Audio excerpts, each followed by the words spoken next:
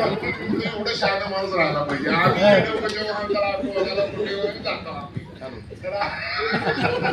आता मला ते भावावर बोलता येणं गेलं माने साहेब म्हणून मी काय केलं, मी आता भाव दिलं सोडून आणि मी आता पर्यावरणाच्या मागे लागलो. मी आता आयोगाचा अध्यक्ष आहे.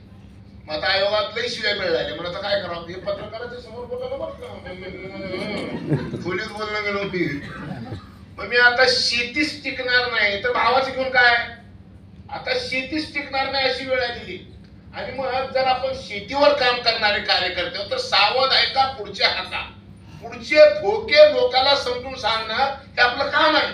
पण मी आता भावाचे धोके सांगायचे ऐवजी शिंदे, तुम्ही जे म्हणलात की जमिनीतलं कर्ब कमी झालंय, किती झालंय 0.2 0.1, इथं कुणालाही कळणार नाही. किती लोकांना कळलं मला माहित नाही. साठे साहेब तुम्ही आता ना नातवाला शेत देणार नाही पिकाऊ, फक्त तुम्ही 7-12 देणार आहे. हे ते शिंदेने सांगितलं इथं. आणि मी त्याच्यातलं थोडं मला कळतं म्हणून सांगतो मी की ती एवढं खाली आलंय आता वर कसं जाईल काही शक्य नाही. पण साठे त्याच्यात मी काम करतो. जमिनीतलं कर्ब जर वाढवायचं असेल तर आता शेणखत आणि कंपोस्ट खत आता एवढं काही मिळण्याची सुप्राम शक्यता नाही. आणि मग आता मला एक नवीन गोष्ट कळली आहे की जमिनीतलं कर्ब आणि पुरवठा जर करायचं असेल तर सगळ्यात सोपं जर काही असेल तर बांबू पासून चारकोल बनवायचं आणि ते जमिनीत बनवायचं, आपोआप कर्ब वाढतं. बरोबर आहे का? म्हणजे इथे बांबू मी आणलाच, ठीक आहे. तर हे बांबूचं फार मोठं काम आहे आणि त्याच्यामध्ये मोठं संशोधन चालू आहे. त्या संदर्भामध्ये मी आज ते बोलणार नाही. पण मी आज बोलणार काय, मी बोलणार असं आहे की मी आता शेतीमालाच्या भावावर बोलण्यापेक्षा शेतीवर आलेलं संकट बोलायला सुरुवात केलंय. आणि म्हणून मी माजी मुख्यमंत्री एकनाथ शिंदे साहेबांना सांगितलं, सर हे शेतातलं त्याचं अवघड झालेलं आहे, काय केलं पाहिजे. पण त्यांनी म्हणजे काय करायचं सांगा. मी त्यांना काही गोष्टी सांगितल्या आणि मग त्यांनी मी त्यांना म्हणलं आपण काम सुरू करू. काय काम सुरू करू, मी म्हणजे सगळं काम करायला हे आयोग तयार करायला पाहिजे किंवा टास्क फोर्स तयार केला पाहिजे. ते म्हणजे करा.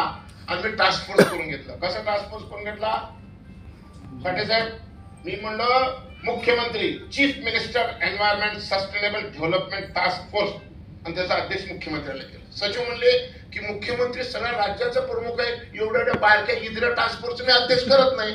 म्हणलं ते तर केलंच पाहिजे. त्यांना कळलं गेलं की देवेंद्र फडणवीस साहेबांना सांगितले काही करून घ्या.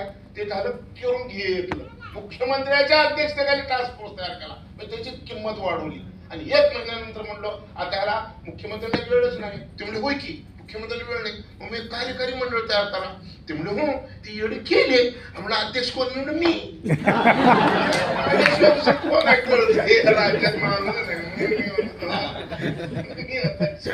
Chief minister environment sustainable development task force मी एक्झिक्युटिव्ह चेअरमन आहे. किती लांब आहे नाव, पाठ करावं लागते. पाठ एवढा मोठा खेळ आहे. ते सगळं आपण करून घेतलं. कशासाठी करून घेतलं, काय करून घेतलं जरा ऐका. मी आता तुम्हाला आज काय चाललंय सांगतो. आज 9 दिवसापासून अमेरिका जळालाय. पहिल्या टीव्हीवर तुम्ही 9 दिवसापासून अमेरिकेमध्ये हेंडगा पेटला आहे. सगळ्या जगाला हेंडगा लावायचा अमेरिका, त्यालाच हेंडगा लावायचा. कधीच नाही गेलंय. ऐकलं का? 13 लाख कोटी रुपयाचं नुकसान झाले. 13 लाख कोटी प्रथमदर्शनी. दुसरं 29,000 एकर जमीन, 29,000 एकर जवळ गेलेलं आहे. आणि लॉस एंजिल्स नावासारखं शहर जिथं 2 लाख घर अब्जाधीशांची म्हणजे माने साहेबाचे वरचे, खालचे नाही, त्यांचे वरचे, असे वरचे 2 लाख घर जळालेले. एक बंगला 100 कोटी रुपयाचा होता. एवढं विध्वंस झालेलं आहे. फक्त जाळ लागले ना अमेरिकेत, नाही. एका बाजूला जाळ लागले आणि दुसऱ्या बाजूला एवढं बर्फ पडलेलं की रस्त्यावर चढायला सुद्धा येत नाही. काय कमाल आहे हो.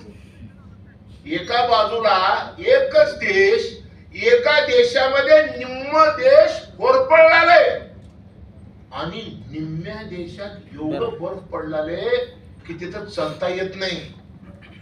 मक्का पवित्र धर्मस्थान आमचं, तिथे एवढं पाऊस पडलं की ते अख्खा मक्का होऊन जायची वेळ आली.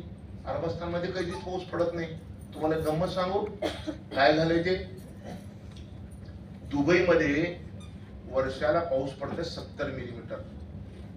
दुबईमध्ये अरुणराव वर्षाला 70 मिलीमीटर पाऊस पडतोय. या वर्षी एका दिवसात 170 मिलीमीटर पाऊस पडला. 2.5 वर्ष पडणारा पाऊस 1 दिवसात पडला. काय होणार आहे हे काय होणार आहे? एक गोष्ट शांत आहे का? समोर माझ्या माणसं किती आहेत मला काहीच फरक पडत नाही. मी 2 माणसं असले तर तेवढंच बोलतो, 2 लाख असले तरी तेवढंच बोलतो. तुम्ही सगळे शांतपणे जेवढं बसलात म्हणून तुम्हाला सांगणार आहे. 2050 आता किती आहे? किती वर्ष राहिले बघा? 25 वर्ष राहिले. नीट आहे का? आजपासून 25 वर्षानंतर काय होणार आहे माहितीये का? 2 डोळे, 2 कान, 2 हात, 2 पाय असली आकृती पृथ्वीवर दिसणार नाही अशी वेळ येणार आहे. मी सांगू शकतो. किती स्पष्ट सांगितलं मी? 2050 ला 2050 नंतर पृथ्वीवर 2 डोळे, 2 कान, 2 डोळे, 2 कान, 2 हात, 2 पाय अशी आकृती पृथ्वीवर दिसणार नाही अशी परिस्थिती तयार झालेली आहे. काय कारण आहे? कारण काय ऐकताय? काही लोक म्हणतील याला खोटं. आणि साहेब याला खोटं म्हणत असतील ना तर मी तुम्हाला एक गोष्ट सांगतो. हे कोण सांगितले पहिले हे सांगतो तुम्हाला. IPCC म्हणजे inter governmental panel on climate change नावाची एक संस्था आहे. ही संस्था 198 देशांनी तयार केलेली आहे. 198 देशाचे लोक याला पैसा देतात. 1988 पासून या संस्थेचं काम चालू आहे आणि ह्याच्यामध्ये 1100 शास्त्रज्ञ आहेत. आणि यांनी 2015 ला 4000 पानाचा एक रिपोर्ट जाहीर केलाय की पृथ्वीवर काय काय होणार आहे. 2015 ला पॅरिस मध्ये जगभरातले सगळे पंतप्रधान, सगळे राष्ट्रपती, सगळे पत्रकार जमा झाले, शास्त्रज्ञ जमा झाले आणि त्यांनी म्हटलं तर काय आहे? तर त्यांनी सांगितलं की 2030 नंतर काय होणार तर काय होईल? 4000 कोटी वर्षापासून पृथ्वीवर मानव जात आहेत. मानव जातीने पैसे कुठे गोळा केले माहितीये का? मानव जातीनं पैसे गोळा, जगभरातली सगळी संपत्ती समुद्राच्या कडच्या शहरामध्ये आहे. मुंबई असो का चेन्नई असो का कोलकाता असो, लंडन मधलं इंग्लंड असो, कराची असो, म्हणजे जगात जेवढे मोठे शहर आहेत ते सगळे समुद्राच्या कडचे आहेत. माझं घर होतं मुंबईत. मी ऐकले इकलो. आणि साहेब तुम्ही आमदार असताना मी तिकडचं इकलो, तिकडं 50 एकर जमीन होतं.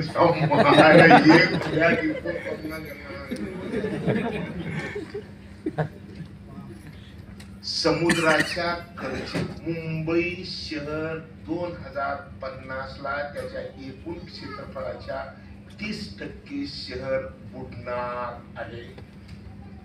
चेन्नई बुडणार आहे. जगातले 16 देश नामशेष होणार आहेत. समुद्रातले 2200 बेट बुडणार आहेत. 16 देश आणि 2200 बेट आणि जगातले सगळे मोठे शहर हे सरळ होणार आहे. एवढा सगळा प्रताप कशामुळे चालू आहे? एवढं सगळं चालू आहे ते कशामुळे? हवेतलं तापमान वाढल्यामुळं. आता तापमान कशामुळे वाढतंय सांगा बरं? झाड कमी. जंगल साखर कारखाना म्हणू नका, मार खाचा. साखर कारखाना सोडून बोलायचं, काही ठिकाणी काही शब्द सोडून बोलायचे. मी तर इथं बोलणारच नाही कारखाना, दुसऱ्या कशावर बोलेन. कारण आता आपल्याला या रस्त्यात जायचं, काय काय आहे रस्त्याच्या कंटाळा धप्पा कारखान्यामध्ये. हा, तुमचं नाव काय? प्रल्हाद काशीद. प्रल्हाद काशीद म्हणले इंद्रमुळं. आणि ते मागचे काय नाव तुमचं? अरे बापरे, आमचंच आहे. रामभाऊ जाधव म्हणलं त्याच्यामुळं झाडं म्हणणं, इंद्रन म्हणणं, दोघांचंही खरं उत्तर. मी या दोघांच्याच गोष्टीवर बोलतो. मी बघा, जगाचा विचार करायचा नाही, फक्त नाकाचा विचार करायचा. आपल्या जग कुठं एवढंच आहे. तुम्ही कशामुळे जिवंत आहे? इंद्रजित, तुमचं नाक जर 5 मिनिट दाबलं, तुम्ही किती का भारी असणार.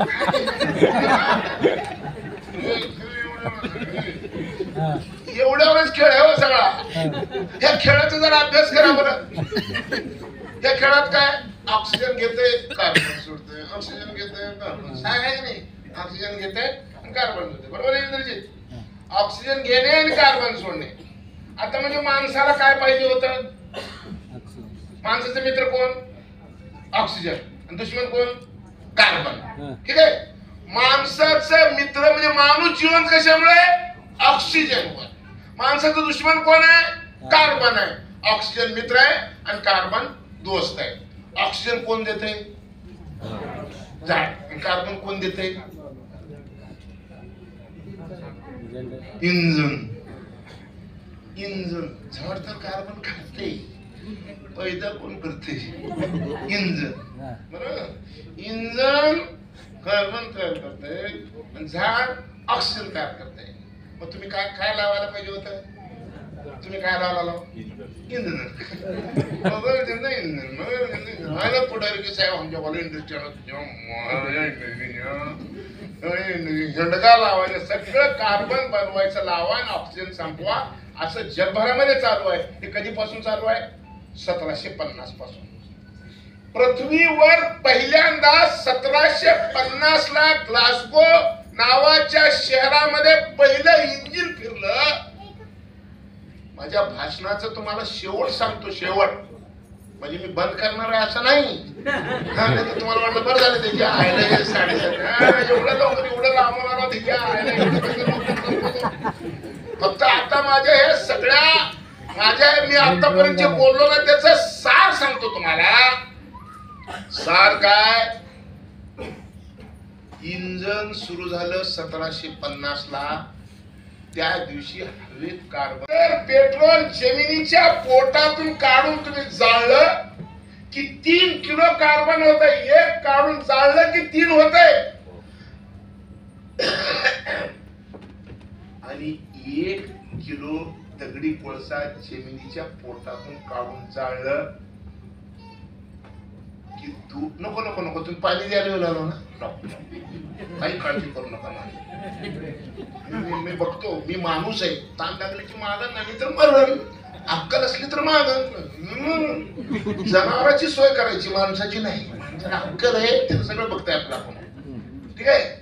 आणि मग 1 किलो दगडी कोळसा जळाला तर 2 किलो 800 ग्राम कार्बन तयार होते. सोलापूर वाल्यानो, तुमच्या गावात एकाच युनिट मध्ये 40 लाख मेट्रिक टन कोळसा जळते. कुठं? बारके बारके तकली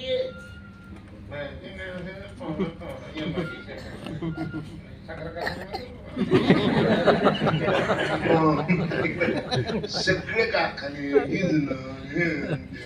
आपण मोठा हिशोब जर काढलं तर एनटीपीसी सोलापूरला 40 लाख मेट्रिक टन दगडी कोळसा जळते. म्हणजे जवळपास वर्षाला 1 कोटी टन कार्बन डायऑक्साईड एनटीपीसी बंद करायची का? एनटीपीसी बंद केली लाईट बंद होती. आता काही लोक काय म्हणतात, मेल तर हरकत नाही पण लाईट बंद नाही. का तर आता समजा तुम्ही खेड्यातले आहो, तुमच्या मायची शपथ घेऊन सांगा, आता पवऱ्यानं आड्यातलं पाणी काढता येतंय का? आड्याचं पवऱ्याचं संबंधच राहिले आता. आता 800-900 किती उत्तर दक्षिणेमध्ये किती?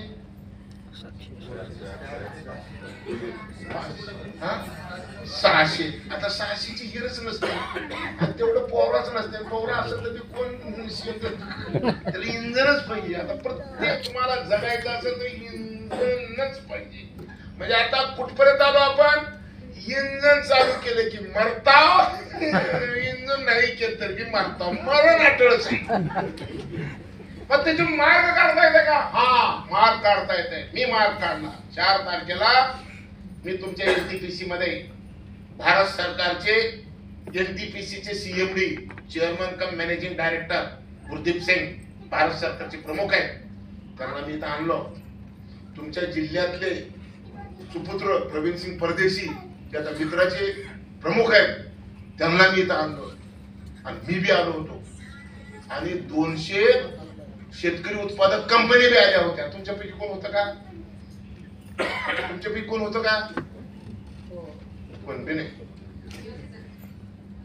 तुम्ही येणारच ना, तुम्हीच बी येतो.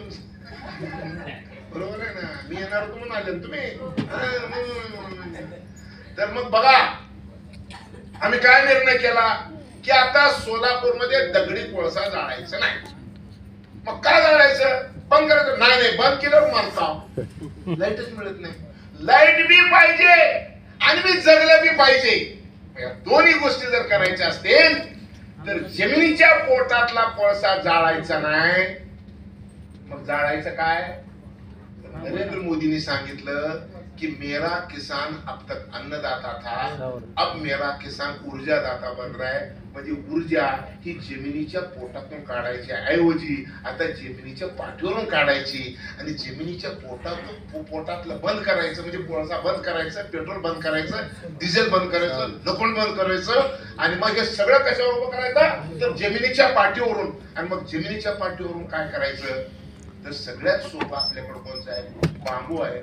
का तर उष्मांक, साठे काका, उष्मांक म्हणजे कॅलोरिफिक व्हॅल्यू.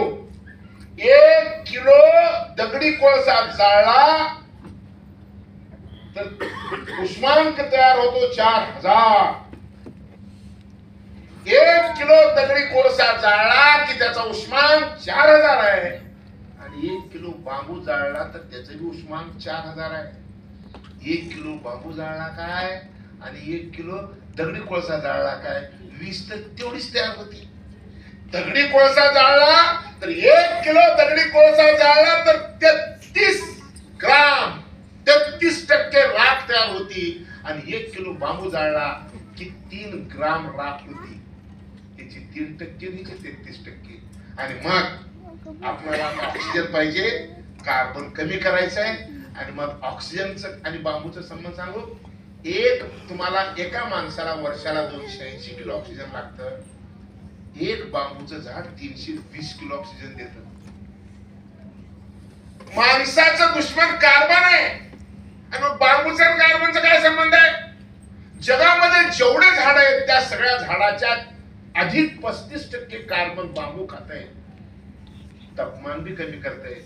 आणि म्हणून मानव जातीवरच आलेलं संकट जर टाळायचं असेल, डिझेल बंद करा, कोळसा बंद करा, झाडं लावा, म्हणजे बांबू लावा, तर आपण जगू शकतो. नाही तर जगू शकत नाही.